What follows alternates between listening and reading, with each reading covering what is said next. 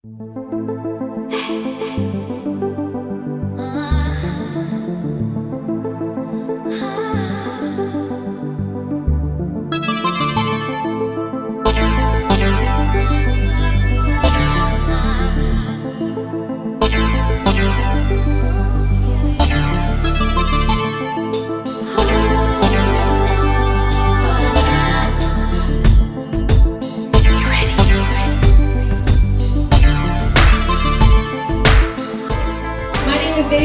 Power 105.1. You gotta make sure you check me out Monday through Friday, 10 a.m. to 2 p.m. Gotta get my shameless plug in. But it's not about me tonight, it's about women empowering women. Put your hands together for the beautiful Selita Ebanks. Thank you so very much. Greatly appreciate it. Oh, sister, okay. Wow. Well, this is my first ever award.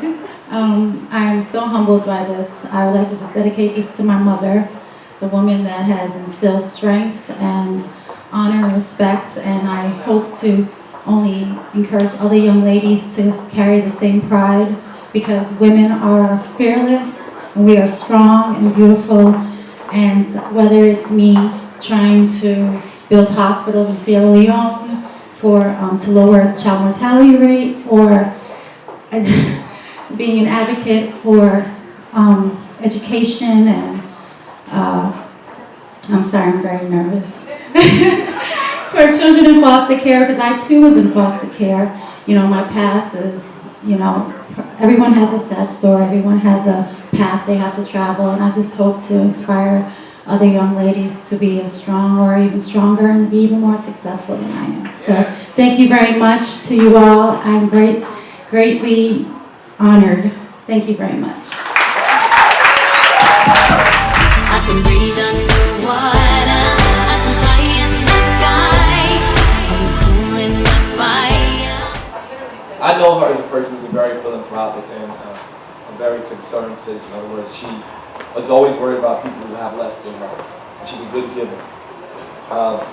My experience with her and her charities and her philanthropic work happened, I guess, about 3 or 4 years ago. I saw her get involved in a charity and put her own money and do her own work and start to raise awareness for the subject of women and child mortality in Sierra Leone, where women, they don't have any, they have one hospital and they have one gynecologist in the whole country. So she set out to try to help this foundation called Shine on Sierra Leone. And she had a big fundraiser, spent her own money, a lot of money, and didn't raise really a lot.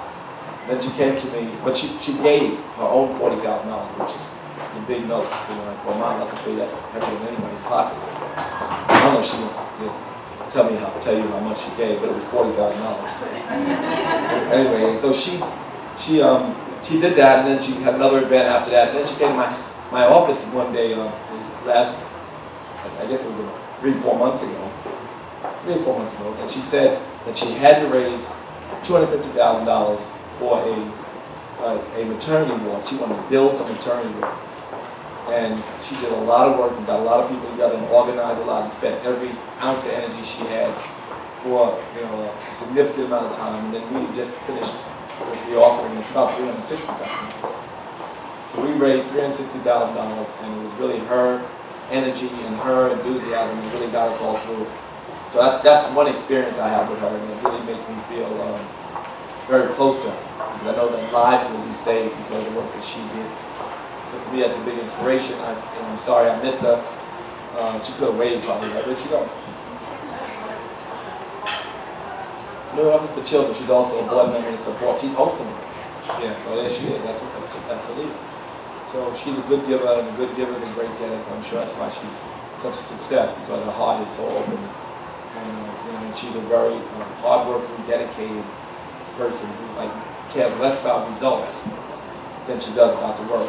And I think that's why the work always turns out so well, because she's so focused on doing a good job of what she does.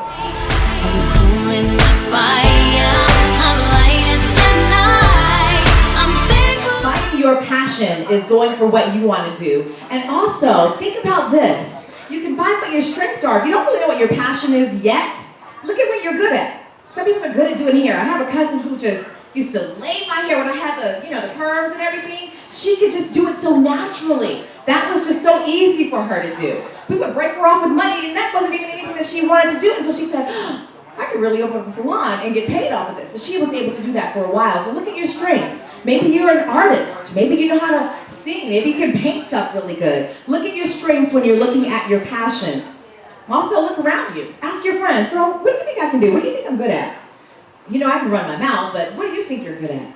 And your friends will break it down for you. Hi, Mina. Mina's in the building. Mina's also one of our radio personalities on Sirius XM on the Heat. She's a little bit late, so I have to give the introduction for Mina. But we're talking about finding our passions, Mina. So when you find your passion, look at your strengths, look at what you do for free, talk to your friends, and also when you hit that passion, you'll know it because no one will be able to tell you anything. It could be something that you think is crazy. People might be like, she's really not a singer. Okay, but you know what? I'm passionate about singing, so I'm going to pursue that. My fiance's sister was passionate about singing. She's a mother. Her kids are grown now. And do you know this woman has always wanted to put out an album? She saved her little money, and she kept telling her family, yeah, but put out my album, put out my album. And they're like, okay, cool. Do you know this woman put out her own album, financed it? If you Google it, it's on right now. God forgive me, I forgot the lady's album title. But anyway, the point is, she pursued her passion. She's like in her 50s.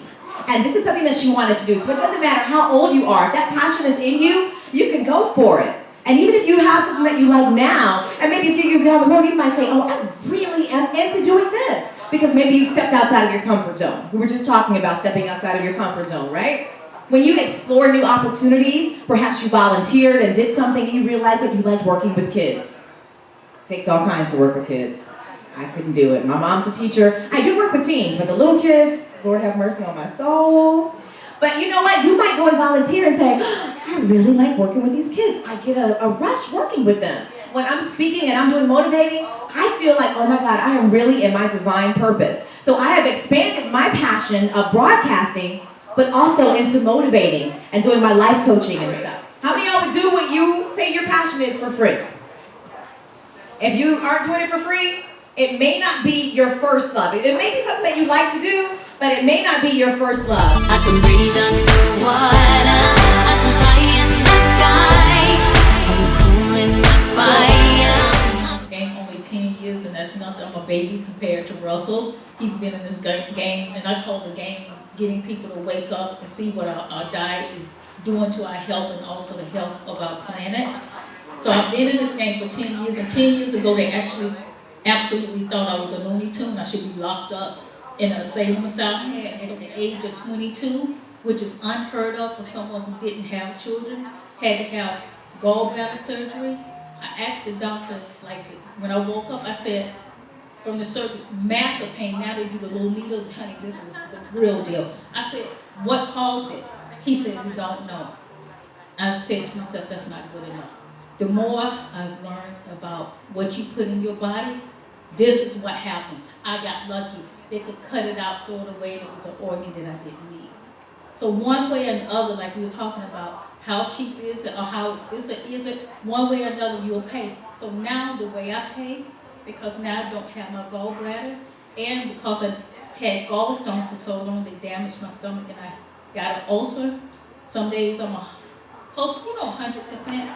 Other days I'm 50%, and that's going to be the rest of my life. But that's the price you pay when you don't think about the long-term consequences of what you eat. I live that every day, so I tell people, please understand from somebody who's lived it, it's much easier to stay healthier and retain your health than to ever try to get your health back once you became sick, even when you're off the prescription.